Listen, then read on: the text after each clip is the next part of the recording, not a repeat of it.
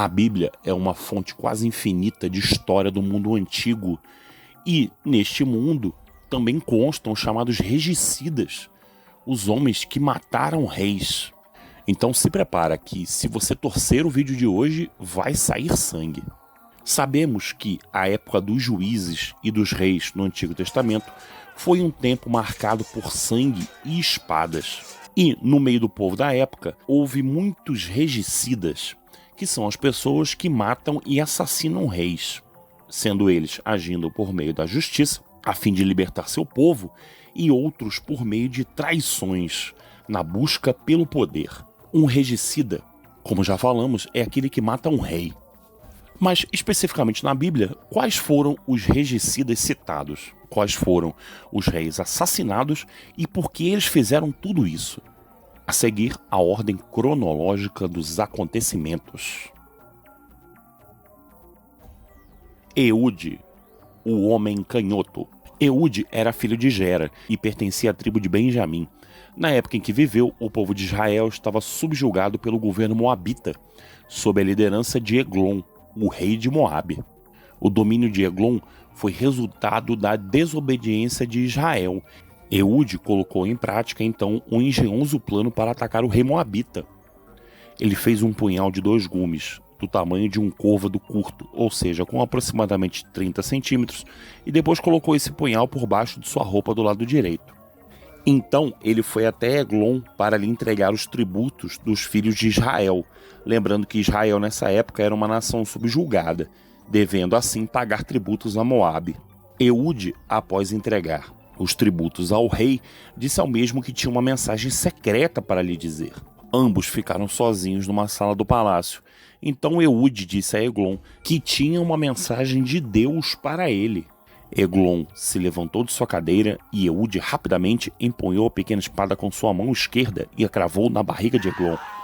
Como Eglon era um homem muito gordo, o punhal ficou inteiro cravado em sua barriga, e os seus servos demoraram até encontrarem seu rei morto no chão. Enquanto isso, Eude se reuniu com os israelitas e os liderou contra Moabe. Eles derrotaram um exército de cerca de 10 mil homens moabitas. O próprio Eude claramente atribuiu aquela vitória não à sua sagacidade, coragem ou inteligência, mas à ação do Senhor em favor do povo de Israel. Josué, o maior de todos. Josué foi certamente o maior regicida registrado na Bíblia. Ele matou o rei Adonisedeque, rei de Jerusalém, matou Rojam, rei de Hebron, Pirã, rei de Jamute, e Jáfia, rei de Lax, além de Debir, rei de Eglon. O relato da morte dos chamados 5 reis amorreus é o seguinte: durante a batalha, os 5 reis conseguiram escapar e esconderam-se numa caverna em Maqueda. Quando vieram trazer a Josué a notícia de que tinham sido encontrados, ele mandou que uma grande pedra fosse posta contra a entrada da caverna e que fossem postos guardas para não os deixar escapar dali. Josué deu ordens ao resto do exército para continuar a perseguir os adversários e matá-los. Não os deixem regressar às suas cidades, porque o Senhor vosso Deus vos ajudará a destruí-los completamente, disse ele. Assim, Josué e o exército israelita continuaram a matar e castigar duramente os 5 exércitos inimigos, exceto um pequeno resto que conseguiu chegar às suas cidades fortificadas. Os israelitas voltaram para o seu acampamento em Maqueda sem ter perdido um só homem, e depois disso, mais ninguém ousou atacar Israel. Josué deu então as ordens aos seus homens para que fossem remover a pedra da boca da caverna e trouxessem para fora os 5 reis: o de Jerusalém, o de Hebron, o de Jarmute, o de Lax e o de Eglon. Mandou formar todo o exército e disse aos generais para porem os pés nos pescoços daqueles reis. Nunca tenham medo, nem desanimem, disse Josué aos seus homens. Sejam fortes e corajosos, porque é desta forma que o Senhor desfará todos os vossos inimigos. Depois Josué matou com a espada cada um desses reis e pendurou-os em 5 árvores, até o anoitecer.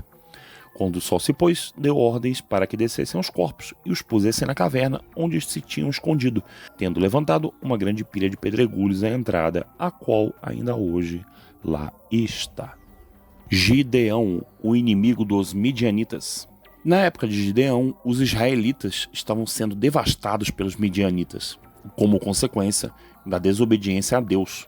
Por 7 anos, eles enfrentaram invasões que arruinaram suas colheitas e destruíram seu gado. Embora tenham sido infiéis a Deus, eles clamaram ao Senhor por sua ajuda, sem perceber por que isso estava acontecendo com eles. E então Deus lhe enviou o profeta Gideão para lembrá-los de quem era o verdadeiro e único Deus, que cuidou deles no passado, e ainda assim eles o abandonaram.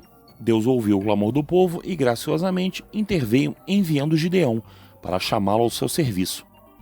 Gideão, cujo nome significa lenhador, era filho de Joá e pertencia ao clã menos importante da sua tribo. A primeira coisa que Deus ordenou a Gideão foi que destruísse o altar de Baal, que pertencia a seu pai. Ele também deveria derrubar o poste ídolo de Azerá e construir um altar ao Senhor no topo da elevação. Gideão cumpriu a ordem, mesmo com medo de sua família e dos habitantes da cidade. Logo de manhã, os homens da cidade viram que o altar de Baal estava destruído e logo concluíram que o responsável era Gideão. Assim, ele deveria morrer. No entanto, seu pai levantou-se diante daqueles homens e disse que se Baal fosse realmente um deus, ele mesmo teria se defendido. Assim, ao cumprir a missão que lhe foi proposta, Gideão prova ser fiel. Entre os destaques da sua vida está a sua vitoriosa batalha contra os inimigos de Israel, quando os medianitas, juntos aos seus aliados, empreenderam uma invasão contra a nação. E este triunfo foi precedido pela unção do Espírito Santo, para que ele libertasse seu povo. Gideão conseguiu juntar as tribos Manassés, Zebulon, Azer e Naphtali, e então, antes de entrar na batalha, suas tropas somavam 32 mil homens, mas em obediência a Deus, ele as reduziu para 10 mil, e em seguida para 300.